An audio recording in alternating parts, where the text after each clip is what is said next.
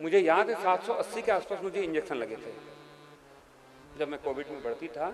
780 के आसपास इंजेक्शन लगना क्या कष्ट नहीं था, किंतु देह को कष्ट आते हैं क्योंकि प्रारब्ध का कोई ना कोई रोग भोग होता है।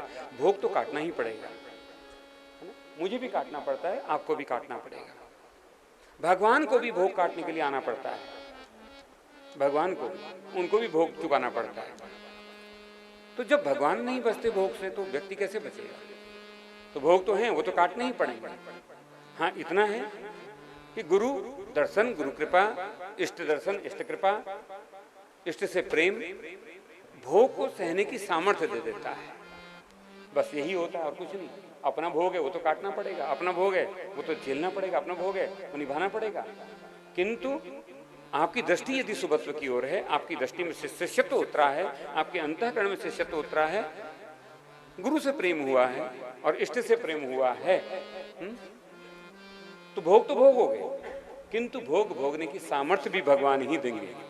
भोग भोगने की सामर्थ्य भी वही देते हैं। तो जीवन में भोग तो आएगा, कष्ट भी आएंगे। ये मत सोचना कि गुरु मंत्र मिल गया, गुरु नाम मिल गया, गुरु पितामह जैसा व्यक्ति भी 72 जन्म के बाद भोग ही भोगता है। 72 जन्म के बाद भोग भोगना पड़ा है पितामह को। 72 जन्म के बाद भी भीष्म पितामह जैसे ब्रह्मचारी को अपना भोग भोगना ही पड़ा। ये तो भोग नहीं कटता, भोग नहीं मिटता। यद्यपि गुरु के हाथों में है भोग काट देना, अभी काट देगा, किंतु आगे चल के फिर भोगना पड़ेगा। इससे वास्तविक करुणा वही है कि आज गुरु वो कहे कि आज भोग ले, अभी भोग ले, यही अवसर है, ताकि बाद में न भोगना पड़े, क्योंकि बाद में फिर दुगुणित हो जाएगा। हर जन्म के साथ दुगुणित हो जाता है भोगना, हर जन्म के साथ वो पीड़ा बढ़, हम तुम्हारा भोग काटेंगे, हम तुम्हारा भोग काटेंगे। आज काट भी लोगे, मान लिया समर्थवान हो, मान लिया चमत्कार है, मान लिया इष्ट की कृपा हो गई, तुम आज भोग काट भी दोगे, कल को कौन काटेगा? कल को कौन काटेगा? तुम्हें अपना भोग भोगना ही पड़ेगा।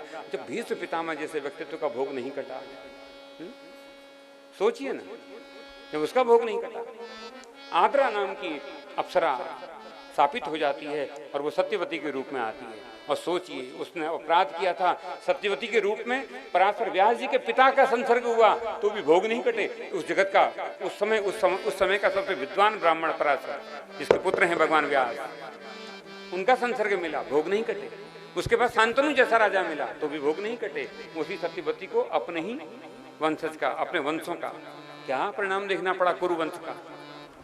भोग नहीं कटे, भोग नहीं कटते, भोग नहीं मिटते, भोग तो भोगने ही पड़ते। तो गुरु मिलने के बाद भोग कट जाएंगे ऐसा मत समझना प्लीज, तब आप गुरु को समझे नहीं। गुरु कहेगा आज भोग ले, अभी भोग ले, यही अवसर है, यही जन्म है, अभी भोग लो, अभी भोग लो। कोई पाप बन पड़े, कभी कोई अशुभ जीवन में आया है तो समझ, उस अशुभ का परिणाम यही सोचना कि कोई हमारा कोई पूर्व का कर्म है जो आड़े आया है, पूर्व का कर्म आड़े आया है, तो वो तो भोगना पड़ेगा। तो असली गुरु की कृपा यही है कि वो भोग भोगने की सामर्थ्य देता है। मैं तुम्हें सामर्थ्य देता हूं, बस मैं तुम्हें सामर्थ्य दे सकता हूं, भोगना तो पड़ेगा। मेरे गुरु ने भी मुझे वही दिया है, सामर्थ्य दी, सामर्थ्य दी, बस इसके सिवा कुछ नहीं दिया।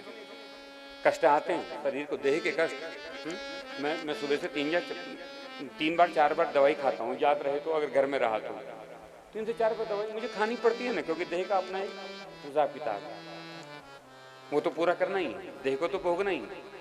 तो देह तो भोग करके जाएगी, किंतु आत्मा प्रेम से भरी रहे, आत्मा प्रेम से लबालब रहे, आत्मा प्रेम में डूबी रहे, आप पे काम रहे, सुमिरन में डूबे रहें, यही हमारा योग।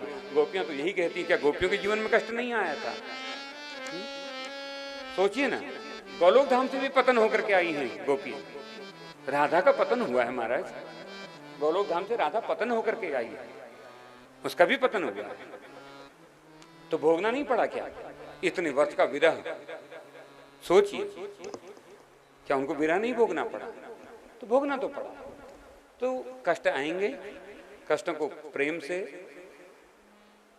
भजन करते करते भोग सको, इतनी सामर्थ्य गुरु देता है। यही गुरु पूर्णिमा में आप सबके लिए संदेश है, यही आप सबके लिए शुभकामनाएं हैं कि आपको खूब बल मिले, ऐश्वर्य मिले, समृद्धि मिले, आयु मिले, इतनी आयु मिले कि अपने भोग इसी जन्म में काट सको और अंत में मृत्यु हो इससे पूर्व आपको आपके इष्ट का दर्शन हो। बस यही करुणा आप सबके लिए आज के दिन में